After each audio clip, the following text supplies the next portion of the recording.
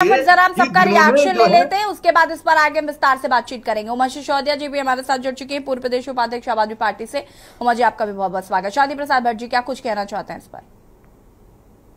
देखिए यशी जी, आज देवभूमि के दंगल में आपने जो मुख्य बिंदु रखा है कि निवेश पर सवाल और स्मार्ट सिटी पर बवाल, बड़े दुख के साथ हमको ये कहना पड़ रहा है कि आज तक धाकड़ धामी के शासनकाल में कोई ऐसी डिबेट निकल कर नहीं आई जिसमें विपक्ष के नेताओं को ये कहना पड़े वाकई ही सरकार उत्तराखंड की है, जनता की है और जनहित के काम कर। हर डिबेट में हर बिंदु पर सवाल खड़े हो रहे हैं और भारतीय जनता पार्टी बड़ी बेशर्माई से इन चीजों को नकार कर जनता की आंख में धूल झोंक रही है।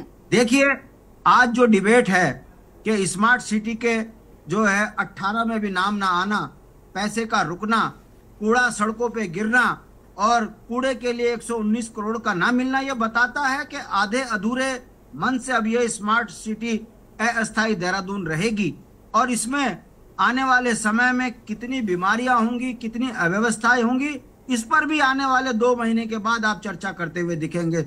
सवाल इस बात का है, कितना झूठ बोलोगे आप? 3,56,000 करोड़ का निवेश आप कह रहे हो हमने 3 महीने में किया और माननीय मुख्यमंत्री जी सामने ही 27,000 करोड़ के 11 प्रोजेक्टों को शिलान्यास करने की बात कर रहे हैं। अरे कहीं तो एक हो जाओ भाई। आप अपनी ही जुबान में, अपने ही बातों में जो दोहरा चरित्र दिखा रहे हो, इससे जनता बड़ी त्रस्त हो चुकी है। जमीनी हकीकत यह है कि जिन 27,000 करोड़ रुपए को इन्वेस्ट करने की ये बात कह रहे हैं, ये 27 पैसे का बता नहीं सकते कहां इन्होंने किया है।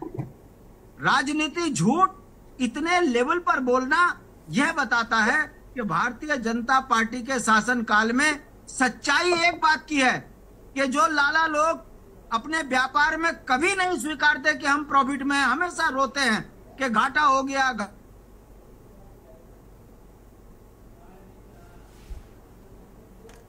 ठीक है, शांति प्रसाद जी की आवाज हम तक नहीं आ पा रही है। राजेंद्र पंत जी, क्या कुछ कहना चाहते हैं इस पूरे मामले पर? यशी जी, आपको और आपके समस्त पैनल में बैठे हुए पदाधिकारियों को मेरा नमस्कार जी। जनता के रोटी खाने। ठीक है, शांति प्रसाद जी वापस आते हैं, आपकी आवाज नहीं आ पा रही थी हम तक, हम वापस आते हैं आपके पास। राजेंद्र पंत जी, कर रहा हूं, मैं बात खत्म कर रहा हूं। ठीक है, मैं ये कह रहा हूं कि ये जो डिबेट है, इस डिबेट ने भारतीय जनता पार्टी की कार्यप्रणाली पे सवाल खड़े कर दिए हैं कि ना तो स्मार्ट सिटी बनी, ना इन्वेस्टर समिट सफल हुआ। तो ये भारतीय जनता पार्टी के नेता चैनलों पे आकर कैसे झूठ बोल लेते हैं, इसकी ट्रेनिंग तो भारतीय जनता पार्टी को वाकई इसके लिए बधाई के पात्र है कि इनके प्रवक्ता सरेआम झूठ बोलने में चूकते नहीं। और जो व्यापारी ये कसम खा खा के कहते हैं कि व्यापार जी आप सुन नहीं पाते, हमने 20% कहा है, 71,000 करोड़ कहा है। राजनीतिक बेईमानी भारतीय जनता पार्टी की डिबेटें खोलकर दिखा रही है जनता को, और मेरा विश्वास है इन झूठे और जुमलेबाजों की राजनीतिक बेईमानी जनता धीरे धीरे समझ